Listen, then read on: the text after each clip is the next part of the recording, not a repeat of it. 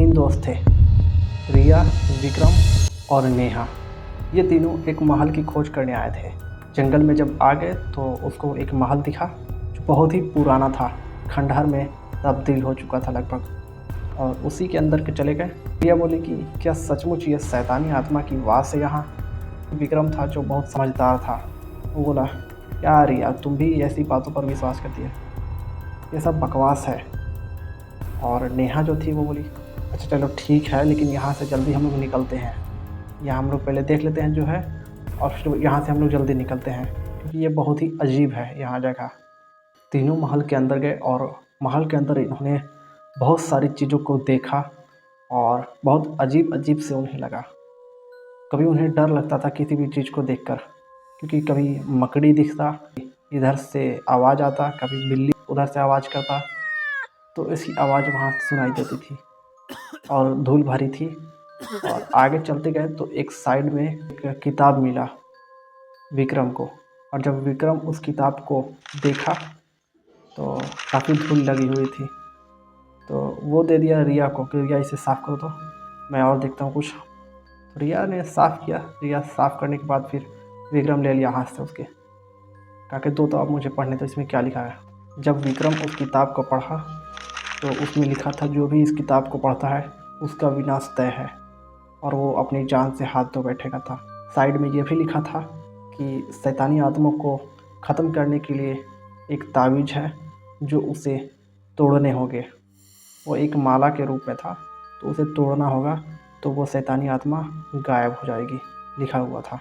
नेहा बगल में थी और ये सब सुनने के बाद बोली, अरे ये बंद करो, मुझे घर जाना है। वो बहुत डरपोक लड़की थी, बोलने लगी मुझे घर जाना है।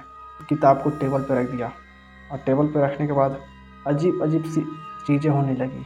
कभी दरवाज़ा खुद ब खुद बंद होने लगता, कभी लाइट झिमझिमाती, और कभी कभी सहरन सी हवा चलती, और एक अजीब सी डरावनी आवाज़ गूंजती। और उन्होंने देखा कि हम लोग तीनों में से सिर्फ दो ही लोग थे, और एक रिया जो थी वो दूसरी कमरे में चली गई थी।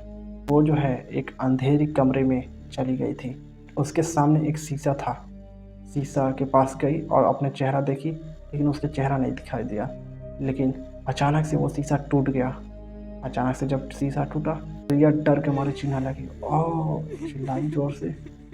तो वहीं पे सब लोग आ गए, लेकिन वहाँ पे आते ही शीशा में से कुछ अजीब सी चीज़ें हाथ आने लगी बाहर, और दीवार के किनारे सिटक गए, और उन लोगों ने देखा कि एक आत्मा निकल आई। शीशे के अंदर से एक आत्मा निकल आई, और आत्मा बोले, अब तुम लोग नहीं बचोगे, अब तुम लोगों के मरना तय है।